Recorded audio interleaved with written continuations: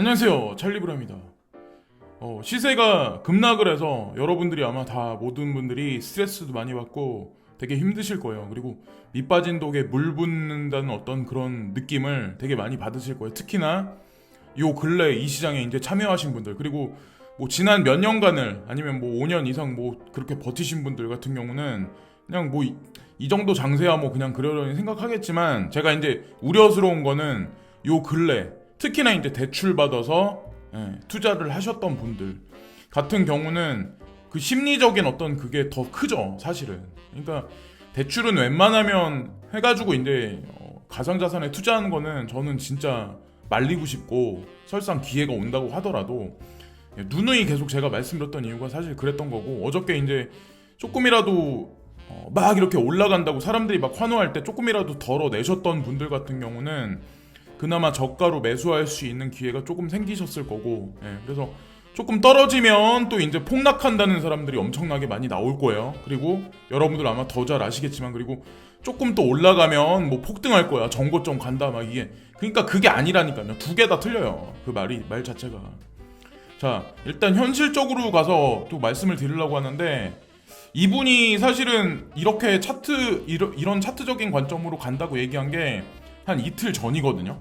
그래서 다른 사람들보다는 좀 정확성이 아마 맞을 거예요. 근데 이분이 말씀하시는 모델이 뭐냐면, 자, 이건 원데이 차트인데, 자, 확대해서 보면은 뭐 날짜도 뭐 그렇고, 뭐 이게 사람이 하는 거라서 이게 딱 100% 맞히진 못하겠죠. 근데 중요한 거는 분명히 하락할 거다. 그래서 어저께 그린 게 아니라 이거를 한 며칠 전에 그렸어요. 그러니까 대단한 사람이죠, 이 사람도. 보면 11,362달러. 그래서 진짜 위험한 수준이 어느 정도냐면 11,000달러거든요. 여기 그린존 있는데. 근데 그것만 어느 정도 유지를 해주고 지금 현재 장세 정도 11,362달러에서 서서히 반등이 일어날 거다. 그러니까 사실상 여기서 반등이 일어나서 엄청나게 급등을 할 거야, 기술적 반등이 일어날 거야, 이런 거보다는 조금 지루하게 옆으로 밀고 올라갈 가능성이 높아요. 옆으로 조금 밀면서 올라갈 가능성이 높고, 제가 느끼는 거는 빠르면은 이번 주 주말 되기 전에, 그리고 좀 늦으면 다음 주 들어가서 화요일날 월요일날 이 정도 좀 패턴 변화가 좀 있을 텐데, 급격하게 우상향은 아마 오지 않을 거라고 저는 이제 생각을 해요. 왜 그런지는 제가 좀 이따 이제 말씀을 드릴게요. 어쨌건 근데 뭐 위험하다, 뭐 폭락이 엄청나게 급격하게 올 거다라고는 이제 저는 이제 생각을 안 하고 있는데, 그 몇 가지 이유가 있어요. 자, 그리고 코인베이스 프로에서 여기 보시면은, 자, 8일날 상장할 수 있다라는 그런 얘기를 하거든요. 여기 보시면은 다음 주 화요일날.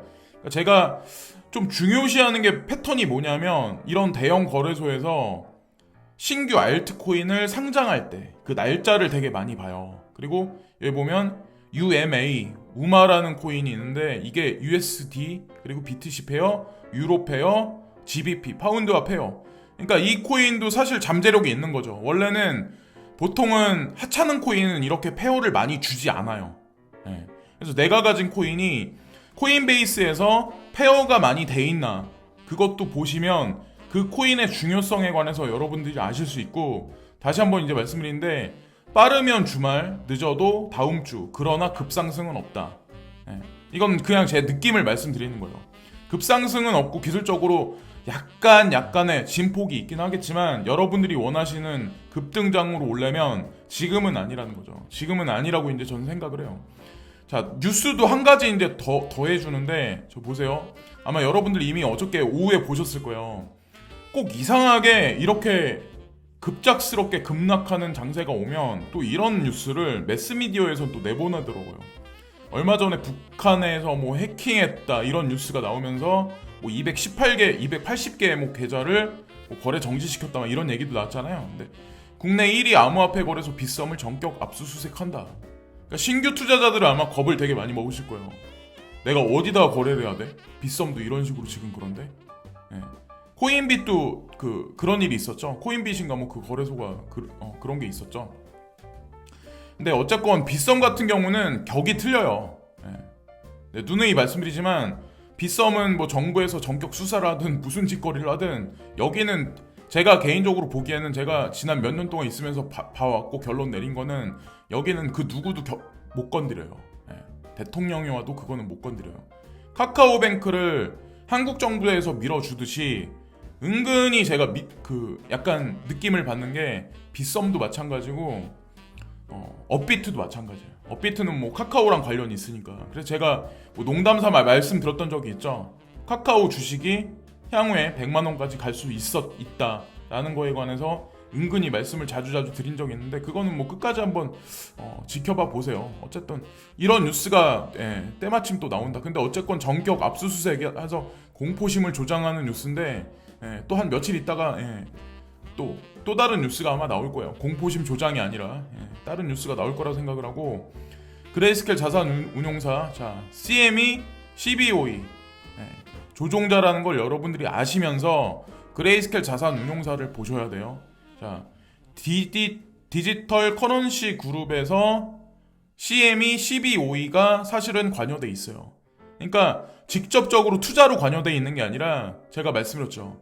디지털 커런시 그룹의 이사 중에 한 명이 글렌 허친슨이라는 사람이 있는데 그 사람이 세운 회사가 있는데 그 회사가 CME CBOE에 관련된 비트코인 선물에 직접적으로 지분 참여가 돼 있는 회사예요. 우회적으로 그러니까 완력을 행사하고 있는 거예요. 사실은 그레이스케일은 대충 향후에 비트코인이 어떻게 움직일 거라는 걸 다 알고 있다는 거죠. 왜? 디지털 커런시 그룹하고 직접적으로 관련이 있으니까. 베리 실버트가 양 회사의 CEO잖아요. 대표잖아요. 그죠? 그래서 여기 보면 스톡 투 플로우라고 해가지고 유동성 공급되는 거에 대비해서 가격이 등락폭이 있는 거 그 모델에 관해서 그레이스켈 자산운용사 리서치에서 이제 조사를 해서 발표를 한 건데 여기 나와 있는 이 그래프 있죠? 지금까지 나와 있는 이 그래프는 2013년 1월 1일부터 2020년 8월 1일까지 계산돼서 지금까지 나와 있는 이 모델이에요. 그래서 향후에 비트코인이 어느 정도 올라가고 횡보를 어느 정도 하고 올라가고 횡보하고 계단식으로 그렇게 갈 가능성이 높다라고 그 모델을 직관적으로 대중들한테 지금 보여주고 있는 거예요. 그래서 여러분들은 비트코인에 투자를 해라. 그리고 GBTC에 투자를 해라. 뭐 이런 식으로 유도를 하는 거죠. 근데 2012년 7달러를 주고 베리 실버트가 비트코인을 투자했다고 제도 말씀드렸잖아요. 본인이 직접 그렇게 말을 했었고 근데 어쨌건 이 모델이 100% 맞을지 틀릴지는 모르겠지만 만약에 이 말대로 간다면 그리고 향후에 어느 시점 이후에 비트코인이 횡보하는 기간이 엄청나게 길어진다면 그걸 어떻게 해석을 해야 될까요? 이 구간에는 알트코인 파티장이에요. 완전히. 근데 여기 보면 시간이 2년이 넘어요. 2021년부터 여기 보시면은 상승을 2021년 어느 순간까지 하는데 2021년 상반기부터 보면 2024년 정도가 되겠네요. 2025년 되기 전까지 이렇게 오랜 기간을 횡보를 해요. 근데 비트코인이 요 정도 가면 한 8만 불 정도까지는 가겠죠. 여기 나와 있는 거대로 한다면. 그래서 어쨌건 비트코인을 투자하시고 알트코인도 맞춰서 투자를 해야 된다고 저 이제 누누이 계속 말씀을 드리는 거죠. 그래서 비트코인만 추종할 필요는 절대 없다. 근데 그레이스케일에서 이런 식으로 얘기를 하니까 여기 보면 어니스트 AB라는 사람이 뭐라고 얘기를 하냐면 그레이스케일 자산운용사에 이더리움 클래식이 있다는 걸 아니까 여기다 이제 밑에 비꼬는 거죠. 비꼬는 게 아니라 이해 불가라는 표현을 마지막에 여기 쓰는데 바필링이라고 그런 이해 불가라는 문장을 썼는데 여기 보시면 이더리움 클래식을 지금 가지고 있는데 지금 현재 해킹된 게 3번이 있었다. 51% 핵된 게 3번이나 있었는데 왜 그거를 지금까지 보유하고 있냐. 그레이스케일 자산운용사에 얘기를 하고 있는 거예요. 이해 불가다. 이건 대중의 심리라니까요. 제가 누누이 말씀드리지만. 그러니까 지금도 해킹됐다. 그리고 3번째 해킹됐다. 문제는 풀리지 않는다. 이런 뉴스가 계속 나와도 그레이스케일 자산운용사를 기준으로 보고 봐야지 대중의 시선으로 기준을 보고 접근하면 절대로 돈 못 번다니까요. 그래서 기준점은 항상 세력의 눈높이에서 기준을 잡아야 돈을 잃지 않는다고 이제 저는 말씀드리는 거예요.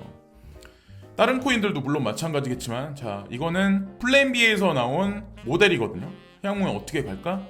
여기 나와 있는 거는 첫 번째 짙은 푸른색이 있는 거는 첫 번째 하빙이 있은 후에 그 다음에 상승됐던 그 패턴에 관해서 나와 있는 거고, 두 번째 약간 옅은 파랑 같은 경우는 마찬가지로 이건 두 번째 하빙이 있은 후에, 그러니까 2016년도죠. 이건 2012년도고.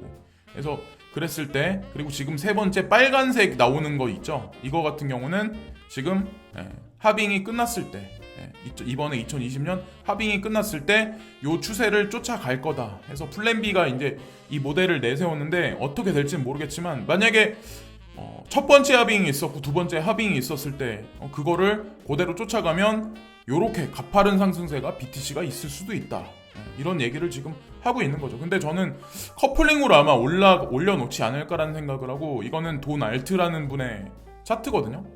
근데 이분 같은 경우는 다른 사람 다 상승한다고 할 때 하락한다고 얘기를 해가지고 한동안 한 2달 정도 보이질 않았었어요, 트위터상에서. 근데 제가 생각하는 유능한 차트이스트 중에 한 명이긴 해요, 이분 같은 경우도.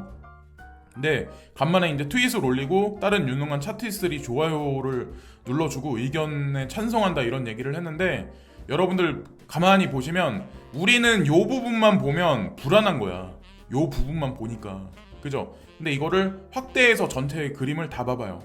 그러면 여기서 떨어져 봐야 얼마 되지도 않아요, 사실은. 지금 떨어진 게 어떤 사람들한테는 되게 크게 느낄 수도 있지만 사실 그 정도 패닉 올 정도까지는 아니거든요. 그러니까 저 같은 경우는 저한테 이제 패닉 올 정도면 한 30%? 네. 한 알트코인 한 50% 정도? 그 정도 오면은 좀 어느 정도 정신적 충격이 오겠죠. 근데 뭐 그런 거를 하도 많이 봐와가지고. 근데 지난 몇 달간에 있었던 비트코인 뭐 어떤 뭐 시세 등락폭이 있었을 때, 그때에 비해서 지금은 애들 장난 수준이라는 거죠. 요 근간에 이 지금 이 세력들이 왜 이런 그림을 지금 그리고 있나. 과거 몇 개월 동안에는 이렇게 진폭이 엄청나게 컸었는데, 이때는 더 멘탈 관리하기 아마 더 힘드셨을 거예요. 근데 지금이 어느 때냐면 요 패턴에다가 요 패턴을 축소해서 여기다 붙이면 그림이 얼추 비슷하거든요. 지난 몇 개월짜리하고 지금 현재 상태가. 그러면 제가 생각하는 거는 한 일주일? 길면 한 일주일에서 한 10일 정도.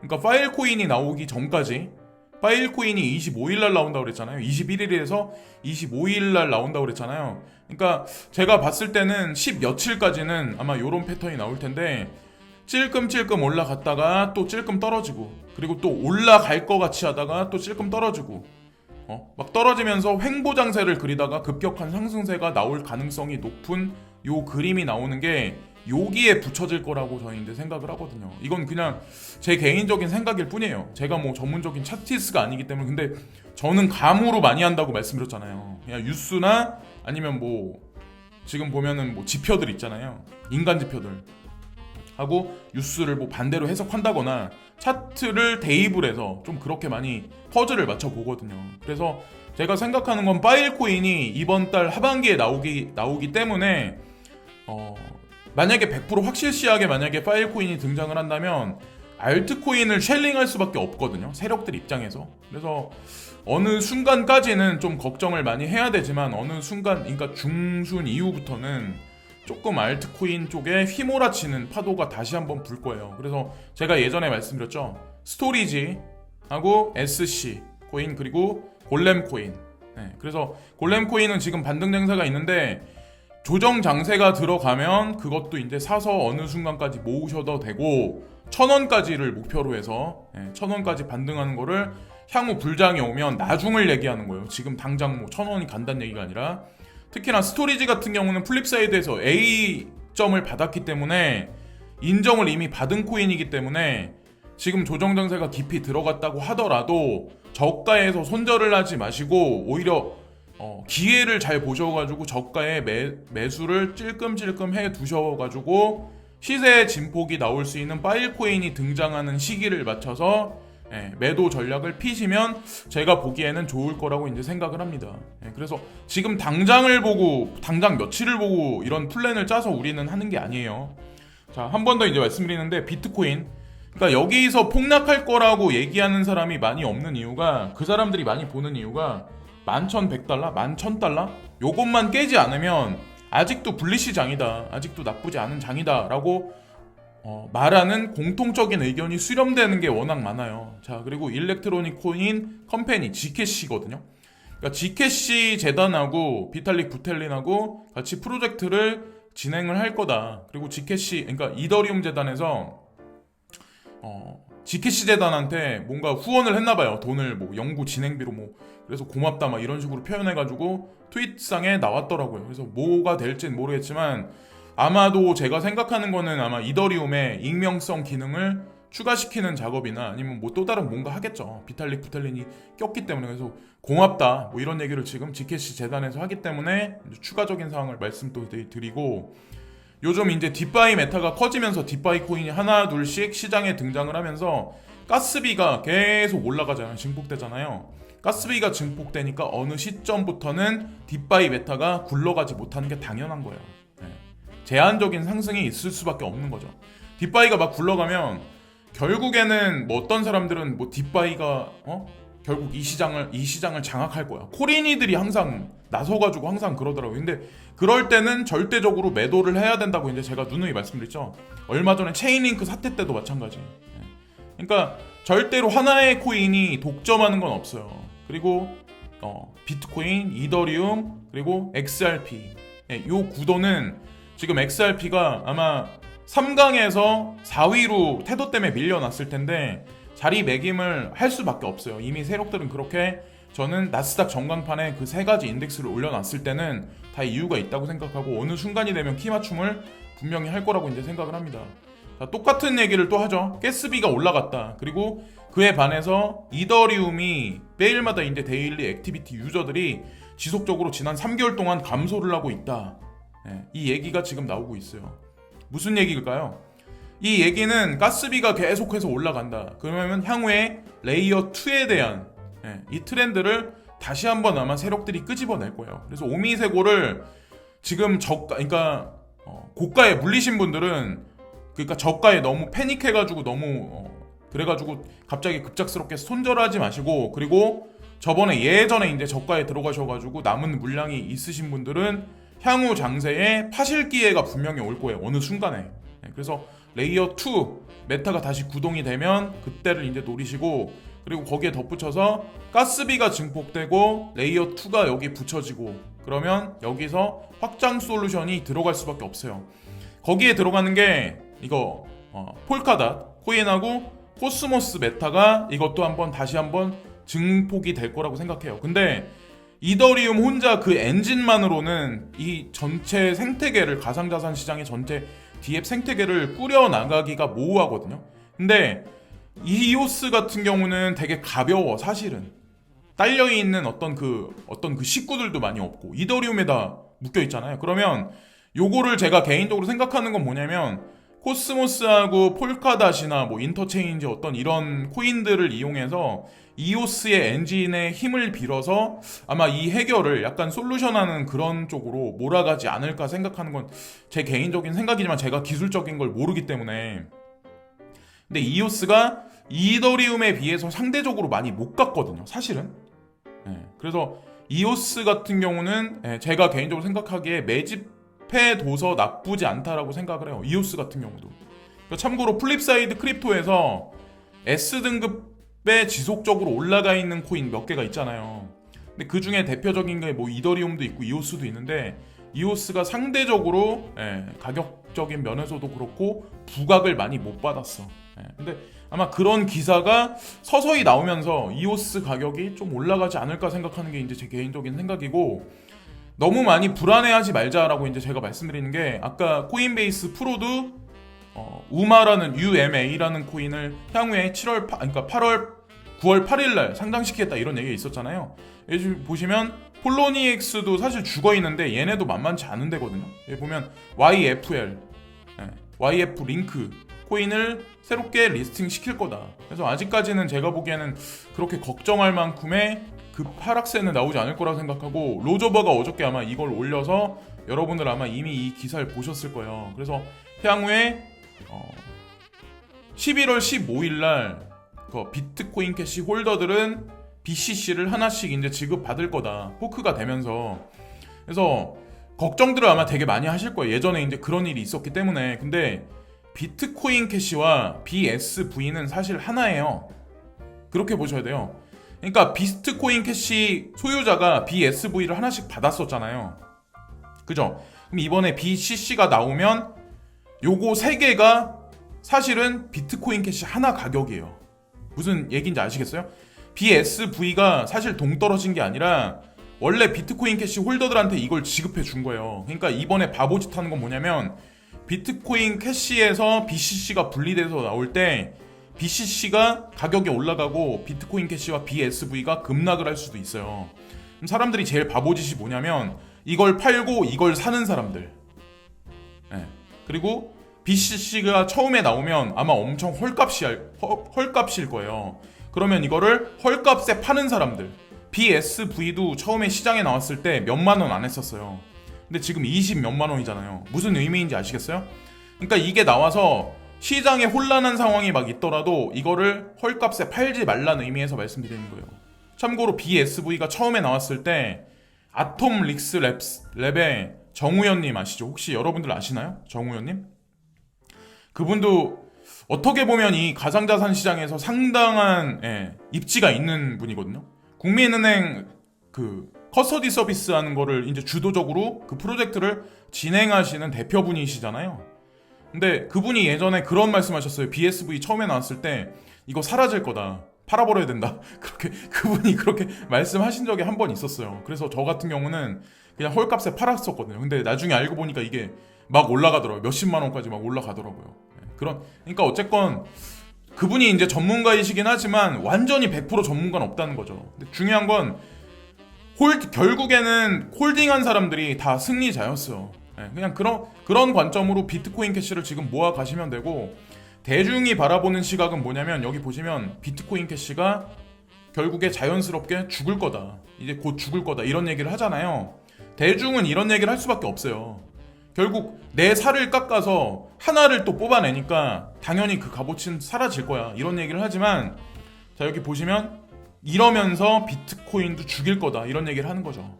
근데 11월 15일 날에 또 마찬가지로 비트코인이 막 이렇게 상승이 돼 있으면 비트코인 캐시에서 BCC가 탄생이 하면서 아마도 또다시 이제 비트코인까지 멱살 잡고 끌어내릴 가능성이 높아요.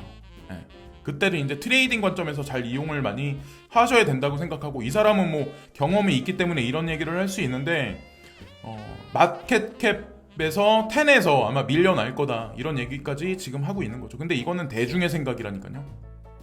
그레이스케일 자산운용사에 비트코인 캐시가 들어가 있는 이유가 기준이 되는 거고, 대중이 생각하는 거는 버려야 된다니까요. 제가 누누이 말씀드리잖아요. 이유가 분명히 있으니까 그 사람들은 그렇게 하는 거라고.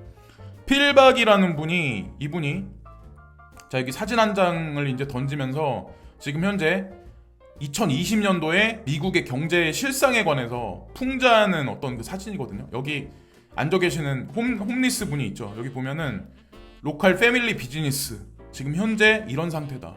우리나라도 똑같아요. 지금 정부에서 이제 폐쇄한다. 가게 뭐 9시까지 닫아라. 그리고 뭐 테이크어웨이나 이런 거 위주로만 하고 거의 하지 마라. 이런 식으로 얘기를 하니까 당연히 패밀리 비즈니스는 이렇게 될 수밖에 없죠. 자영업 하시는 분들은. 근데 지금 주식시장 마이크로소프트, 아마존, 애플 주식 얼마나 많이 올라갔어요. 조정이 있더라도 찔끔 있고 또 계속 올라가요. 지금 현재 그러니까 우리나라만 그런 실정이 아니라 미국도 마찬가지라는 거죠. 그러니까 우리나라에서 먹고 살기 힘든 사람이 미국 가도 마찬가지로 이 상황은 똑같아요. 근데 제가 한 가지 예측을 한번 해볼까요? 지금 이런 상황이 지속적으로 오면 결국에는 자금이 떨어져. 사람들 돈이 떨어져. 그죠? 은행 잔고가 떨어져. 왜? 자영업이 없고 직장을 잃는데 당연히 돈을 못 버는데 먹고는 살아야 될 거 아니에요. 그럼 어느 순간에 재난소득이 나오기 시작할 거예요. 재난소득 한 번씩 받으셨죠? 그럼 재난소득 2탄이 나오고 재난소득 3탄이 나올 거예요. 그리고 나서 이 재난소득이 기본소득제라는 개념으로 바뀔 거예요. 이러면서 부자 증세 작업이 들어갈 거예요. 이미 부자 증세 작업에 들어갔어요. 부동산이나 뭐 기타 뭐 여러 가지 소득에 있어서 아마 아시는 분은 아마 아실 거예요. 부자라고 해서 그 재산을 지키는 어떤 그런 나라가 아니에요. 앞으로 우리나라도 다른 나라들도 마찬가지야. 부자는 세금을 되게 많이 내야 돼요. 생각보다 연봉 1억 받는 사람 세금 생각보다 엄청 많이 내야 돼요. 그 사람들도. 그러니까 이것저것 사람들 회식비 주고 이것저것 다 띄고 하면 집에 가져가는 돈 아마 비등비등 할 거예요. 하위 직원하고. 그거보단 좀 많겠죠. 그러나 비슷비슷할 거라고 이제 생각하고, 권력자들의 대중 길들이기가 어느 순간부터 저는 시작될 거라고 생각하거든요. 기본소득제가 되기 시작하면. 왜? 당장 먹고 살아야 되는데 정부에서 나한테 돈을 지원을 안 해주면 나는 먹고 살 길이 막막한데, 이러면 결국엔 정부 당국에서 하는 정책에 쫓아갈 수밖에 없어요. 대중들의 힘이 빠져있기 때문에. 그죠? 그렇게 되지 않을까요? 바이낸스가 지원하는 와지어 X는 스테이킹을 시작하는 최신 인도 거래소입니다. 예전에도 아마 말씀드린 적이 아마 있을 거예요. 어떤 구독자님이 와지어 X에 관해서 관심이 있어서 WRX라는 코인을 사서 모으고 있다. 그 토큰에 관해서 그런 말씀을 하신 적이 있을 거예요. 그래서 야, 이분 참 대단하구나 이런 생각을 했었거든요. 근데 여기 바이낸스가 여기 보면 인도 거래소를 또 지원한다. 왜 바이낸스는 인도에 들어갔을까요? 그것도 여러분들이 한번 생각을 많이 해보셔야 돼. 왜 바이낸스에 들어갔을까요? 왜 아프리카에 그렇게 노리고 있을까요? 아프리카 대륙을. 중국은. 그러니까 그런 거를 여러분들이 보시면 이 코인 시장뿐만 아니라 전 세계 경제가 어떻게 돌아가는지도 아실 수 있거든요, 사실은. 그래서 참고로 이제 한 가지 말씀드리면, 저 아시는 분은 충분히 미국에 학교를 보낼 수 있기도 한데 오히려 인도에서 아이를 키우더라고요. 근데 그 학비가 뭐 해외 주재원이나 아니면 뭐 대사관 직원들 가는 그런 학교들 있잖아요. 인도에서도 고위급 뭐 자제분들 많이 카스트제도 상부에 있는 사람들 가는 학교들은 거의 한 학기 등록금이 거의 한국의 일반 대학 등록금하고 거의 맞먹어요. 그러니까 작지 않은 금액을 내야 돼요. 가면은 애들이 영어도 쓰고 인도 말도 배우고 양쪽을 다 하는 거예요. 그러니까 중국말을 배워야 된다, 그 차원을 뛰어넘는 사람들이죠, 사실은.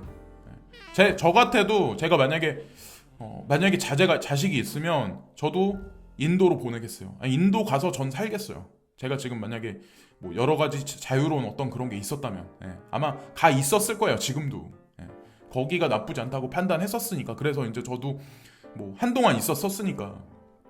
바이낸스도 여기 들어간 이유가 분명히 있을 거다. 자, XRP 유틸리티 포크 에어드랍을 지원한다.